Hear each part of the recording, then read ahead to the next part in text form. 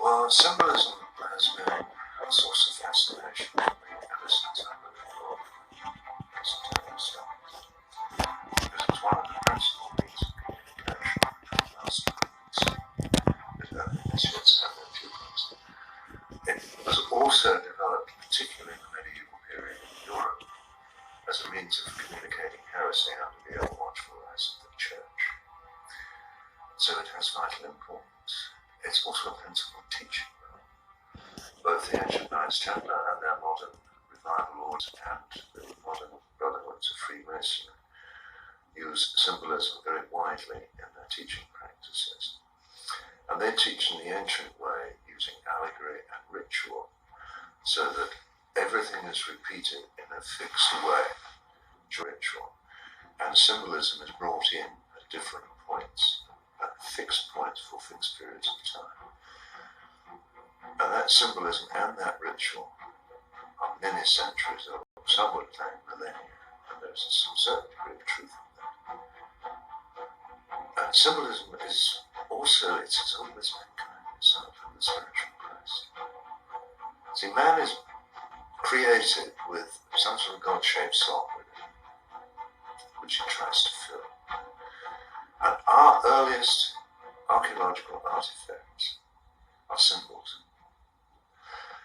It starts off with the ones discovered by Norbert Castret back in the 1800s at Lescar. Was cave paintings. A similar cave painting was in Altamira, and these are largely of animals. The stars as well. Stars, yes, but that actually tends to come a little late, can start to creep in a little later. Jake Branovsky, a wonderful cultural historian, he was an atheist, but even he discerned that there was some magical import behind the symbolism of the cave paintings. But then he backed away from it and tried to put it down as symbols of wish fulfillment for the hunt. Right. Now, if he'd have moved a short way from Lescar to the caves at Les Trois Frères near Liège, he would have found the answer, because there is a beautiful cave painting of a man in shaman's costume, dressed as an animal, but still nonetheless distinctly a man. And shamanism, of course, was the beginnings of man's ritualized search for spiritual enlightenment. And all the great religions ultimately spring from shamanistic roots, if you trace them very far back. And there's still a practice that is used by hunter-gatherer societies today. It's Native American spirituality is largely based on shamanistic insight, which is very powerful, very, very real.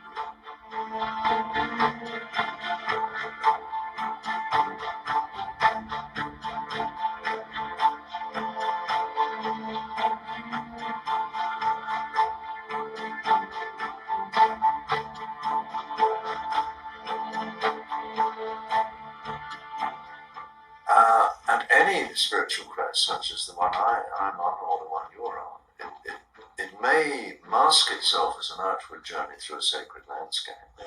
But in reality, what you're doing is triggering an inward journey. It's a delving inside. At a theological conference back in the 1980s, a wonderful priest, Antonio Padovano, said that people's religious perceptions are changing. We're changing from outward ritual and dogma into an internal search. Yeah. And that is the big change that is happening. So That has actually been happening for as long as mankind's been around. Yeah. But the churches and the great faiths have monopolized how to do it, Yeah. and tended to repress personal inner quest. So would you go on along with people like Carl Jung again, who said that the inward journey, the journey of the shaman, is to go into the unconscious self, Yes. to discover the true self? Well, in the great mystical teacher of the Sufi tradition is El-Hidayah, the verdant one. And it is claimed, and rightly so, that at a certain stage of spiritual development you get direct access to El-Hidayah, but you do that internally. The inner light. Yes. The inner eye, the third eye. And again, Jesus makes reference to this in the Gospels. People can only learn about by their own personal experience if they seek. It's an inner quest, and it manifests itself to us all in slightly different ways.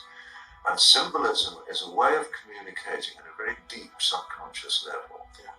Now, according to Rudolf Steiner, who made considerable studies on this, which are very valid, there are at least 9 conscious levels of interpretation of symbolism, and possibly many more, and some that are unconscious.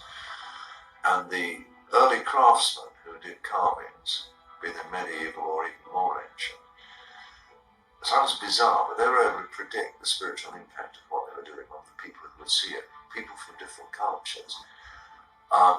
Just because these symbols were archetypes within all of us. Yes. Gurdjieff recounts one situation of carving in northern India, near the northwest frontier, which had been visited by different people from different cultures at totally different times. And their descriptions all marry up. We're not talking about the outward form of the carving, we're talking about the inner experience that resulted from it. Yeah. Well, Gurdjieff was a mystic himself, wasn't he? Yeah, very much so.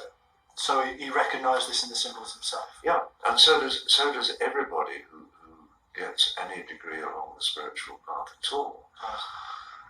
So symbolism started with your cave paintings. That's the earliest ones we have, and very, very shortly afterwards we started to get little statuettes of rather fat, pregnant ladies, because the whole mystery of birth is a twofold and threefold mystery.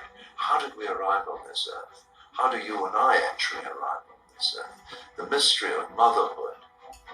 But it also has another meaning which soon became tied up with it and was made manifest probably most commonly in the medieval carvings of the Green Man. The principles of death to the things of this world and spiritual rebirth to the spiritual world, which is the process of transformation.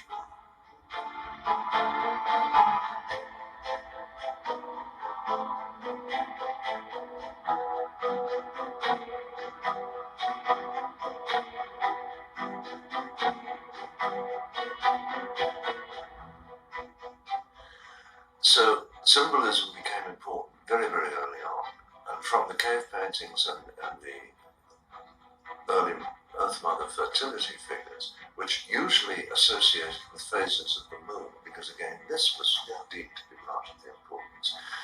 We move on to the Neolithic monuments which decorate the European and the North American landscape, the vast majority of which are uncannily accurately aligned with stellar constellations.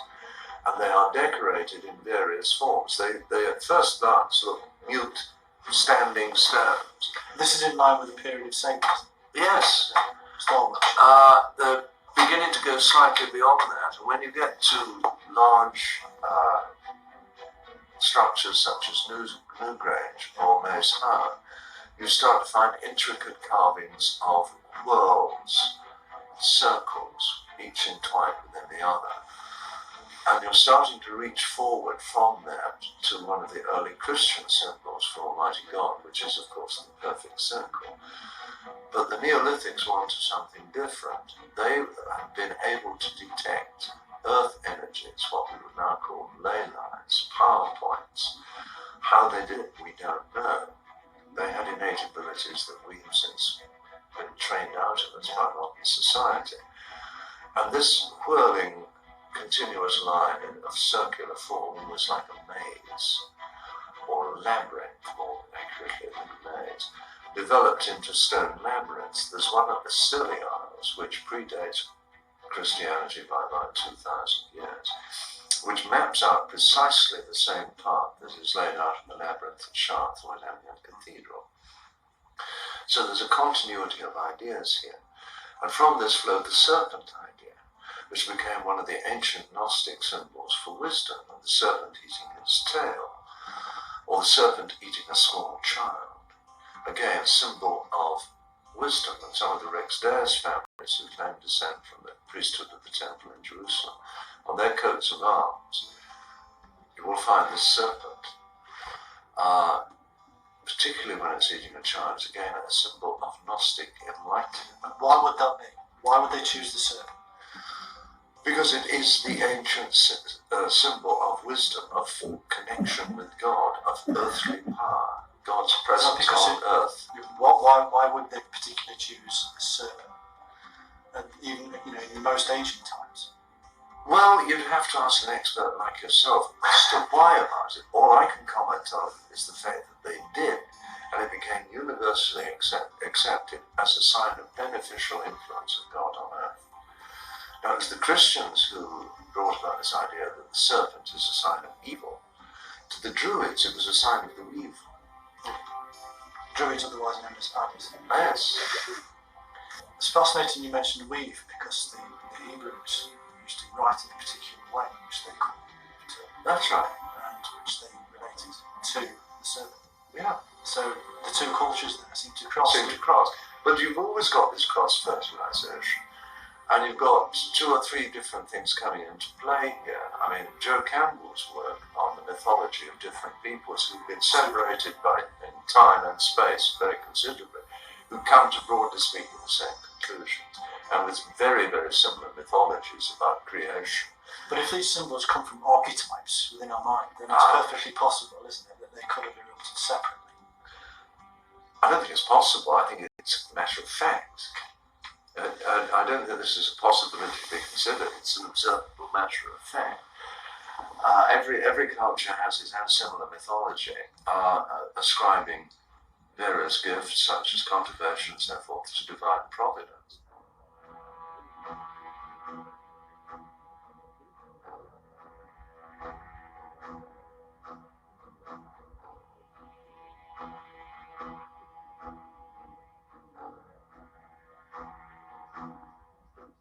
But where this started to formalize into symbolism in a big time, of course, is in Egypt. Yeah. In ancient Egypt, we had symbol. Even the writing was symbolic, but they carry meanings which are subliminal, right, which you're not aware of perceiving until perhaps long afterwards or after repeated viewing.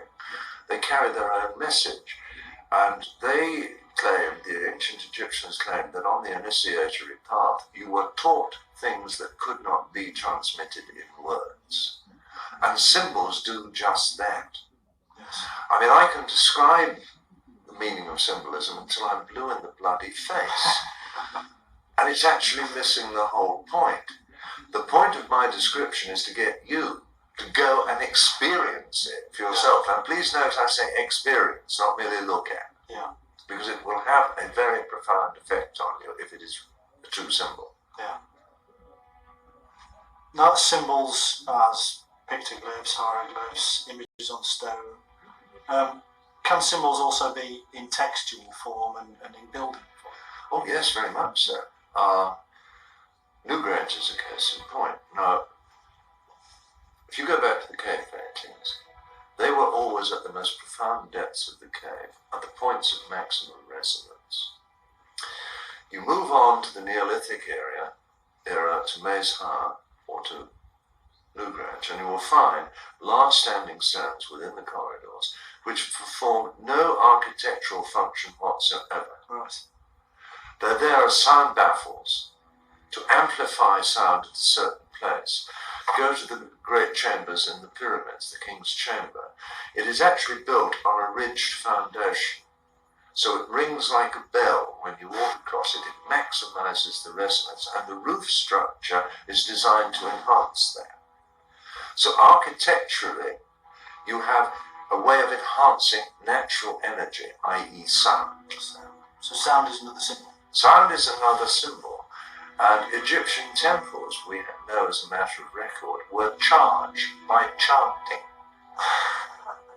Okay. And there are many places in Europe today where you can go into a medieval church building, and if you're lucky, you will find a flagstone inscribed with the Latin phrase "canto hic," Yes.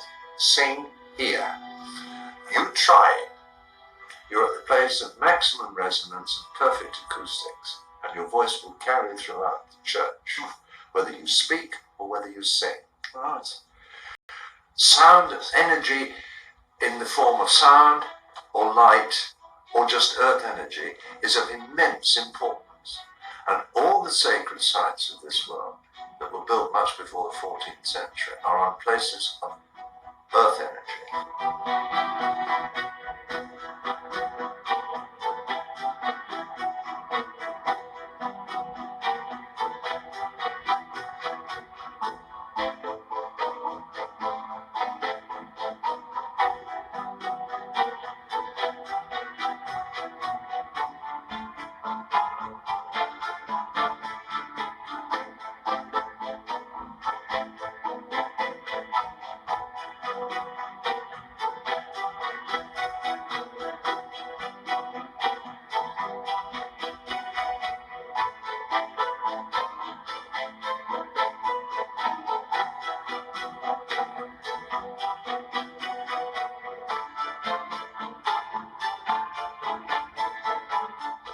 About 30 or 40 years ago, the Catholic Church, in its infinite wisdom, abolished the old Tridentine Mass, which used to be chanted in Latin, and brought their services into the vernacular of whatever country they were. There are a bunch of monks in central France who used to chant their office, Gregorian chant, in Latin, now had to sing it in French.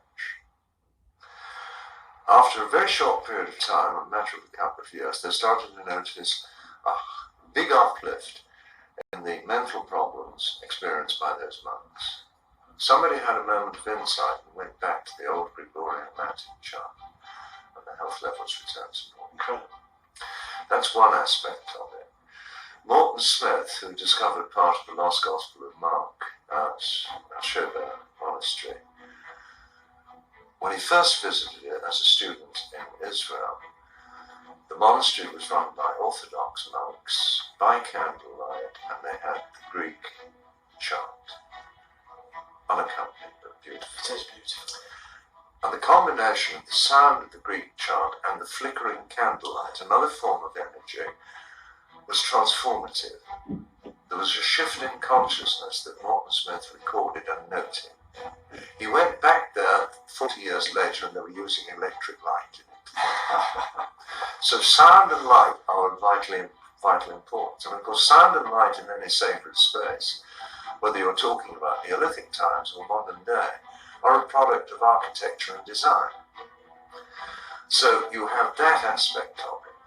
Architecture can also act as an amplifier for earth energies. Yeah. So you have that aspect. Which are equated to the serpent. Yes, back to the weaver again. Yeah. So you've got all those aspects of it. And then you have the actual shape and form of the building itself, which takes on symbolic significance. Are we talking sacred geometry? Yes, you are talking sacred geometry. And the best person whose work you should consult on this is a lovely man, Keith Critchlow, who now lives down in Devon, who's done some wonderful work. And God bless him, he has gone through every faith known to mankind and left a building worth examining. And the continuity of ideas that come through, although they take different forms in different cultures, the things that these ancient people were aiming at were always the same. To maximize the natural energies that come from God, to bring us closer to God. Lance Merce did some lovely work on Chartres Cathedral about the wavelengths of light as transmitted through the stained glass. Now, the stained glass at Chartres is different from the stained glass in any other cathedral in the world. It was only built made to that quality for a very brief period of time. And in 30 years, the cathedral was being built. And then the whole quality changed.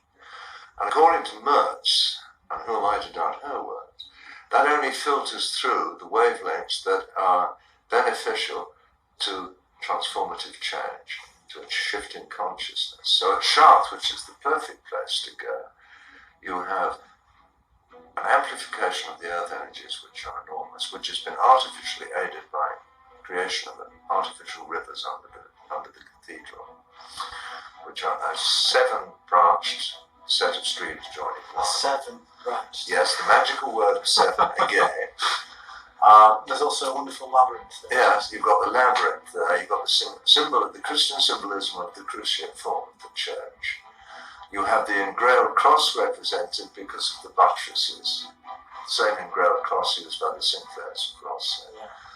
And you also have the sound amplification from the architecture itself, plus the fact that you could find the glory of God in the perfection of number, measure, and weight. So the proportions are superb. This perfect connection of the human person to the to divine. the divine Yes, on earth. yes.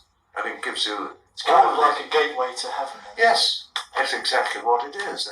You go to Chartres today and you'll find it crowded with tourists. And it doesn't matter a damn if they're Christian of whatever denomination, Jewish, Muslim, Hindu, Buddhist, or no religion at all. They all come away uplifted. Right. Because it is the universal application of symbolism in the grand scope. And yet, this is a wonderful holistic healing you're talking about. Yes, but it's healing of a totally different nature. It's on a many level. It's multi-leveled, and it's a healing of the soul. So maybe we should build hospitals in the same sacred geometry. Similar things are done Really? in India. Yes. I suggest that anybody interested in that study the hospitals attached to the Saigon Institute, and they will get some rather pleasant surprises. Their success in heart surgery exceeds the Western world quite appreciably. It's discernible difference. And that's a combination of spirituality and modern science. Don't forget that spirituality and science have a common root in ancient Greece. Well, it seems to reveals that like to split things into little boxes. Yes, well, Cartesian thinking. See, this is the whole point about symbolism. Modern Cartesian scientific thinking splits things down to its smaller parts and somehow loses the entire picture. Symbolism encompasses far more than its pictorial content. It radiates its own energy. It strikes a chord within your soul. I wrote a book a few years ago called Lost in Garden, The Secrets of the Holy Grail, which described a pilgrimage through ancient medieval sites. And a lot of people across the Atlantic to recreate that, as well as those who live in Europe have done it. Some of those have been kind enough to write the paper for it. They've all described transformative experiences. They're all different, hand-tailored to their needs, their strengths, their weaknesses, and they all occurred at different places on that route. But there is a thing about the spiritual quest. You need, above all, willingness, patience, and perseverance, and you need some guidance. To set out on it on its own, unguided, untutored, can be incredibly dangerous. The Steiner people claim that the portals to the spiritual world are guarded by the twofold face of evil to try and prevent you going. That may well be true. The number of people who develop psychotic conditions from untutored spiritual adventure is rather frightening. The trick is to be able to spend the time and experience symbolism. And in some of the buildings in Europe today, you can trace virtually the entire spiritual history of man.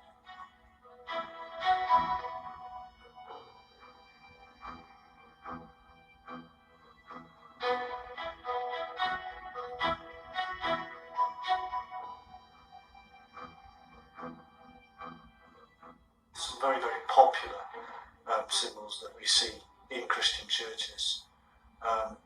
The main one, of course, being the cross. Well, the cross predates Christianity by many millennia and takes a variety of forms, which includes the swastika, which was used and abused by the Nazi Party during the last war. Probably the earliest cross of real validity that we can use would be the Ankh from Egypt. And this idea of an almost equal barred cross, again, is very ancient, and that crept into Christianity and also was used by several of the heretical streams. The discoid cross, which is a four-barred cross, rounded ends, it splays, is actually one of the many crosses used by the Templars, and not purely by the Templars, by other people too. It's known as the Croix Celeste, and it is the cross of universal knowledge, or gnosis. So you cross most people would recognise as being a Templar cross. Yes. There are something like 34 different Templar crosses that I know of. And there are that will be enlightening to the viewers. Yeah, and that's only the ones I know about. And they each have a different meaning. The cross of the Eight Beatitudes, which is the one usually known as the Maltese cross, where it comes to a double point at the end of each part of the cross, that is actually used as an architectural drawing tool, and it's part of the foundation of octagonal sacred geometry. That would make perfect sense. If anybody wants to draw that on a piece of paper, they'll notice the icons are very interesting. Yes, and if you can get hold of one, and it's a very common type of cross for military decorations, and if you can mount that on a pin at its centre point, it becomes a very useful architectural drawing tool. It is a beautiful compass, and it also gives you the points for separating out your 8 points of geography. That makes perfect sense of what Crichton Miller talks about, the Celtic cross. Yes, exactly the same principle. The Celtic cross is a variation, surprise, surprise, of the Croix Celeste. Yeah. How surprising. And the Celtic Church didn't believe Jesus was God, Jesus was my druid. Symbols, as I say, can be they can be interpreted at so many different levels that you can have an outwardly Christian symbol built by a heretic to convey a heretical message, which will still be meaningful to the Christian. Yeah. And this is the glory of it.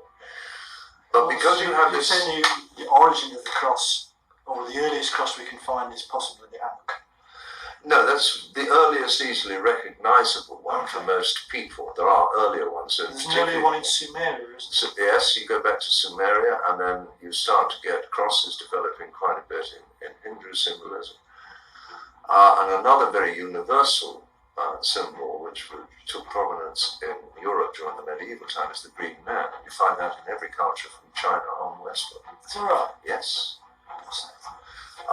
And again, held to derive from Sumeria or from Babylon, the worship of Ishtar and Tammuz. Ishtar was either described as the wife and consort of Tammuz or the mother of Tammuz. Tammuz was the god who died every autumn and resurrected every spring and became symbolic of spiritual rebirth. Sounded familiar. Yeah, you would be starting to get it. And when Tammuz is described as the son of Ishtar, Ishtar is described as the widow.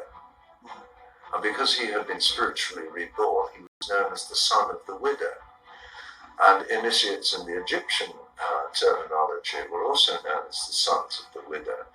And in theory, if I was anywhere where there were Freemasons about, and I said, who's going to come to the aid of the son of a widow, they should come rushing up to me with their checkbooks. I should try that one. Yeah. It sounds very similar to, obviously, the Christian concept, but also Osiris and Horus. Yes, Isis and the Horus chart. And this creeps into Christian symbolism with, of course, the glorious features known as the Black Madonnas. Now, again, you get a few of those in Northern Europe, but they're usually in the form of paintings. Shestakova, where the late Pope came from, has got a very, very famous one. But carvings of Black Madonnas you can find in Switzerland, and particularly in central and southern France, and also in northern Italy. I saw probably the largest and most vulgarly decorated Black Madonna of my life in northern Italy, in a little place near Varese. And the church was emblazoned with the Visconti arms. And the Visconti arms are, of course, being raised as families, carried the snake with the baby in its mouth. So in that one little church, we got the whole bit. And in the ceiling paintings, we had references to the Magdalene as the bride of Christ. Very subtle in a way from the church census. Something strange crosses my mind is that if this story of the Christ Mary kind of group that we've got going here, Osiris, Isis, Horus, is something that is telling us a sacred truth, then was the real Jesus and the real Mary, were they made to really enact some sacred truth in reality, or what was their story adapted afterwards? Both. Right. According to Dr. Hugh Schonfield, who was one of the original Dead Sea scholars, there was a conspiracy to recreate and fulfill prophetic. To kind of manifest this in symbolic form. In other words, to become a living symbol. Yeah, so we've gone from rock art to living symbols. Living symbols. And that continuity carries on today. For example, a nun within the Catholic Church is known as a bride of Christ, and she has to emulate that sort of devotion. We are all referred to as sons of God, but the term Son of God in the time of Jesus had a totally different meaning to the one put on it by the Christian Church. King David was referred to as the Son of God. Jesus was referred to after his death as the Son of God, but not by the Jews. And anybody who followed his teaching and attained enlightenment would become a son of God. Then in more general religious teaching over the last few centuries, it's dawned on people the blatantly obvious truth that we're all sons and daughters of God. So the meanings change, but the essential fundamental truth conveyed by symbols stay the same. And the pathway to trace them from the cave paintings in France and Spain, Egyptian hieroglyphics, Egyptian sacred architecture through your temples, through the pyramids, Muslim architecture, which is sublime. Now, part of the Muslim tradition, rather like the Judaic tradition with which it has so much in common, forbids the portrayal of human or even animal figures. So to get round this and to decorate buildings dedicated to God in the manner to which we should fit, there is most beautiful decorated tile work of plants designs. There are wonderful scroll work carvings, Arabic script, which is a beauty all of its own. And it is all dedicated to the beauty of God, but in every section of it you will find one deliberate mistake. Right. Because only God is perfect. And man must remember this. Yeah. It's a matter of humility. Islamic architecture, to go to the Dome of the Rock, It's an incredible place, or to go to some of the beautiful buildings in Spain today, because don't forget that the Muslims occupied Spain for 6 centuries. And they have left an architectural heritage which is utterly wonderful. Symbolism occurs today in modern life through advertising. It's not a dead art. And the power of a symbol to evoke a predictable response is still very much used. Now it's sadly being used for commercial purposes rather than spiritual ones.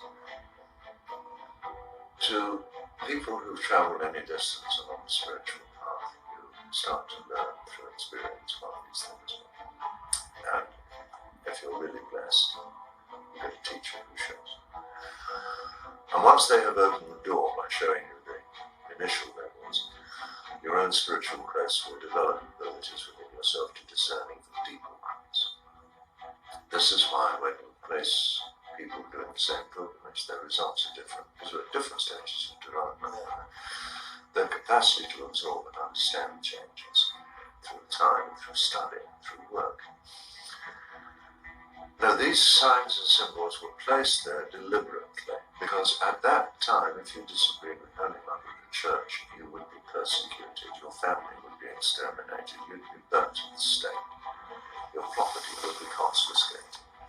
The Church, knowing that it was built on a series of lies, had to defend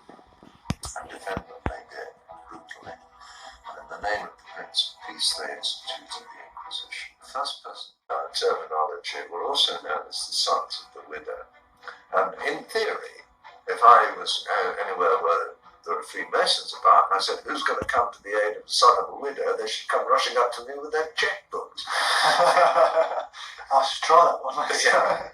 It sounds very similar to, obviously, the Christian concept, but also Osiris and Horus. Yes, Isis and the Horus chart. And this creeps into Christian symbolism with, of course, the glorious features known as the Black Madonnas. Now, again, you get a few of those in Northern Europe, but they're usually in the form of paintings. Shestakova, where the late Pope came from, has got a very, very famous one. But carvings of Black Madonnas you can find in Switzerland, and particularly in central and southern France, and also in northern Italy. I saw probably the largest and most vulgarly decorated Black Madonna of my life in northern Italy, in a little place near Varese. And the church was emblazoned with the Visconti arms. And the Visconti arms are, of course, being Rex's families carried the snake with the baby in its mouth. So in that one little church, we got the whole bit. And in the ceiling paintings, we had references to the Magdalene as the bride of Christ. Very subtle to get away from the church census. Something strange crosses my mind is that if this story of the Christ, Mary kind of group that we've got going here, Osiris, Isis, Horus, is something that is telling us a sacred truth, then was the real Jesus and the real Mary, were they made to really enact some sacred truth in reality, or what was their story adapted afterwards? Both. According to Dr. Hugh Schonfield, who was one of the original Dead Sea scholars, there was a conspiracy to recreate and fulfill prophetic. To kind of manifest this in symbolic form. In other words, to become a living symbol. Yeah, so we've gone from rock art to living symbols. Living symbols. And that continuity carries on today. For example, a nun within the Catholic Church is known as a bride of Christ, and she has to emulate that sort of devotion.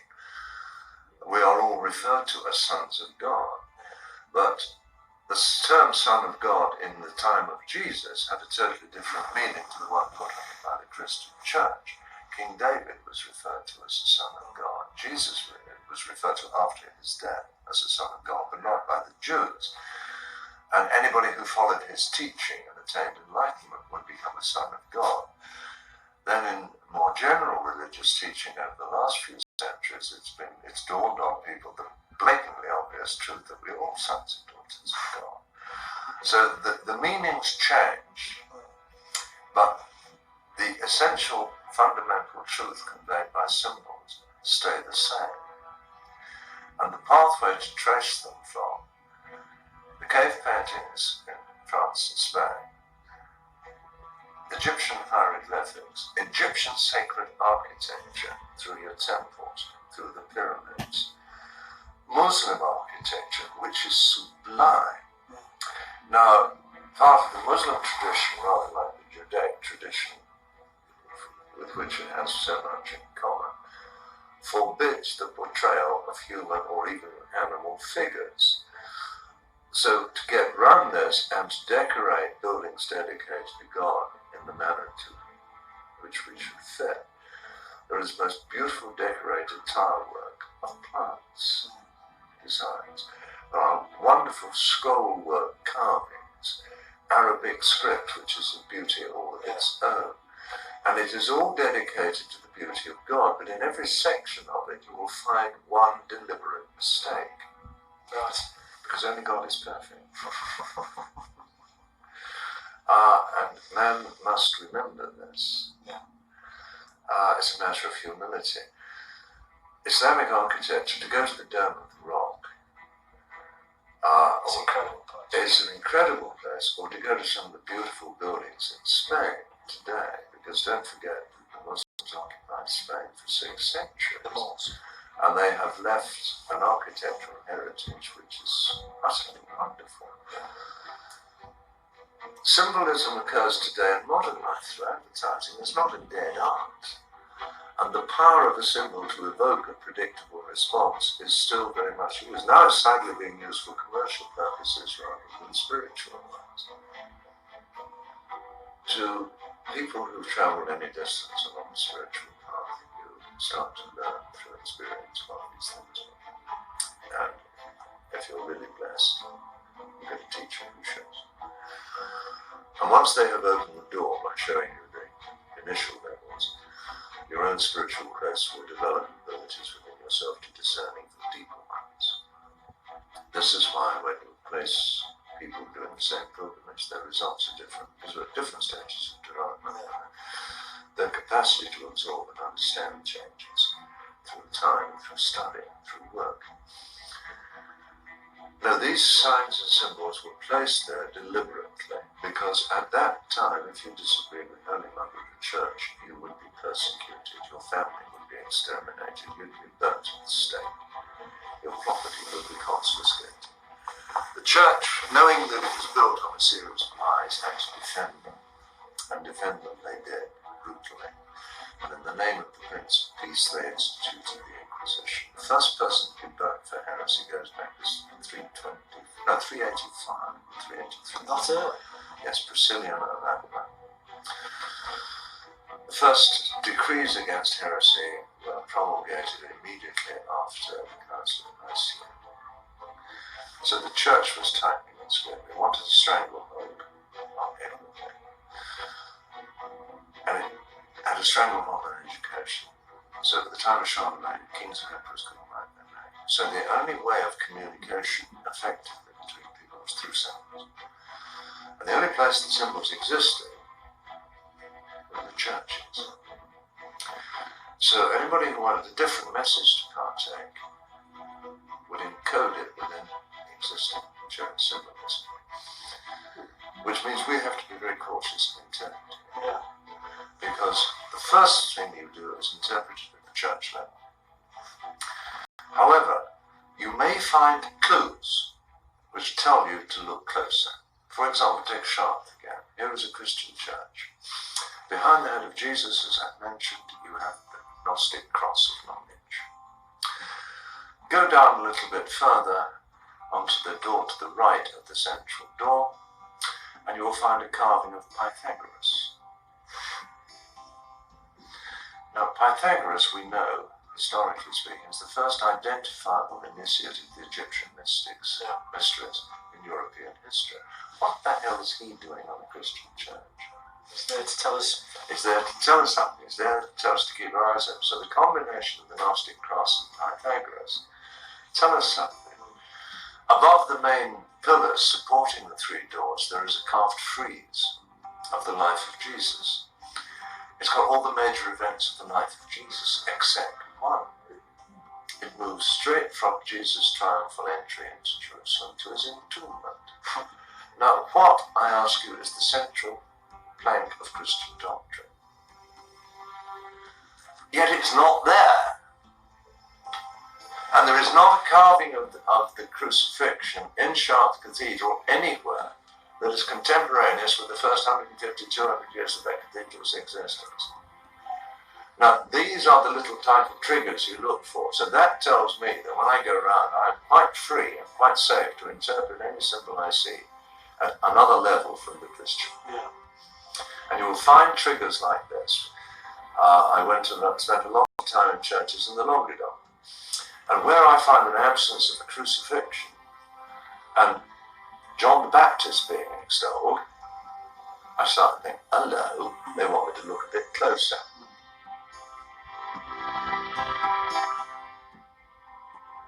So then you start to look. And the big giveaway at Chartres is in the portal of the Initiates. Just to the right of the portal of the Initiates, after you've looked at all these wonderful carvings of the ancient biblical prophets, there is a beautiful carving almost on its own, that you could pass by very easily, of Elisha handing down his cloak to Elijah. Mm-hmm. This principle of spiritual transmission of master to pupil. Like the Baraka of the Sufis. That's it, exactly that. In fact, when Passing on a the Sufi light. master dies, he hands down his cloak or his hat to a senior pupil, who then becomes the sheikh. Known as the shroud. Yeah. Absolutely. It's fascinating. There is one symbol which seems to confuse a lot of people, especially in relationship to the Da Vinci Code and Holy Blood, Holy Grail, all that side of things, and the Templars, is this Baphomet. I know that you have a take on that. Baphomet is many things. Some say it's a corruption of the name Muhammad, which has some degree of credibility, because the Templars, particularly the ones in the esoteric inner circle, spent a lot of time in the East. They spent time with the Sufis. Yeah. They And were the very, very Ishmaelites. close. Yeah. So that would come Then from Muhammad. Hugh Schonfield applied the Atbash cipher to Baphomet. This is where you take the last letter and make it the first, and the first While letter you make it play the around with it, there is a complex coding system which was in common usage for a century or so before the Dead Sea Scrolls were written, and which allowed you to encode different meanings into apparently innocent transcript. And he came up with the principle of Sophia, the ancient Greek goddess of wisdom. So we're talking here again about spiritual enlightenment. If you look at the Croix Celeste, again, the principle of wisdom. If you look at many of the carvings of Chartres, of the biblical prophets, they are standing on snakes or winged dragons. The classic one is the carving of John the Baptist in the portal of the Initiates, who is standing on a winged dragon and carrying the Lamb of God in his arms. And he is the physical link between the Gnostic symbol of the serpent, God's energy on earth, and Jesus as the Lamb of God. In other words, I am his teacher, which is something that the Holy Mother of the Church has been refuting for centuries. Yes, right. Then you have the carving I've already mentioned of Elisha handing down his cloak. But in the portal of Initiates, when you look first at the carving of Melchizedek, the priest king of Salem, immediately over Melchizedek's head is an angel. Follow the eye line of the angel and you get straight into the upturned eyes, upturned gaze of Abraham, who's just about to sacrifice his son. And the angel is saying, no deal, God doesn't want this. It is forbidden. So if the principle of sacrifice for the sins of others is forbidden to all Jews, how come they claim Jesus made a sacrifice for others? It's also an ancient Kabbalistic principle that the innocent shall not suffer for the guilty. So how come Jesus, who is free from sin, suffers for the guilty? There are so many different ways of refusing church doctrine coded into the carvings. It seems to go back to a nice Gnostic concept that you must take on responsibility for yourself. That's right. Which is one of the first things on the road to wisdom. That's right. I am responsible. I have the freedom to choose, provided I am prepared to live with the consequences for myself and others. I am responsible for others. And this is the whole principle. You cannot separate out freedom and responsibility. They're Siamese twins. It's a great message for people today, really, because we Yes. go around blaming church and state and other people for the way we perform. I could never make any spiritual progress whatsoever until I stopped playing the blame game, at which I was an expert. I'm responsible for me. What you see is what you get. And that's the first point on the road towards this true wisdom that the Gnostics are telling us about. That's right. Symbols. And it's also immutable. The same truth that applied to mankind 2,000 years ago applies today.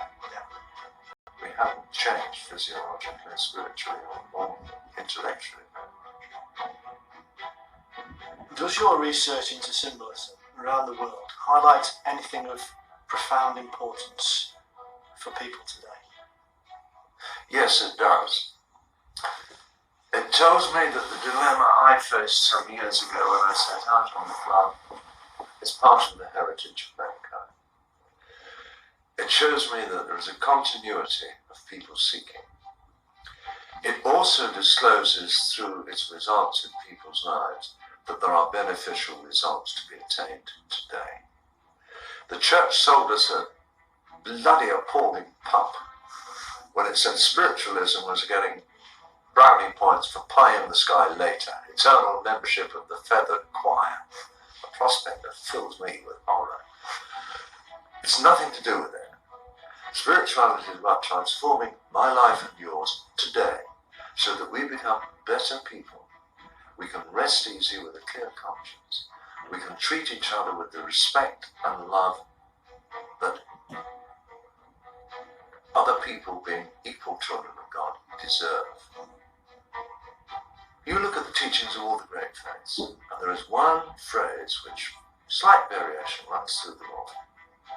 Do unto others as you would have them do unto you. Do not to others that they have done to thee on behalf.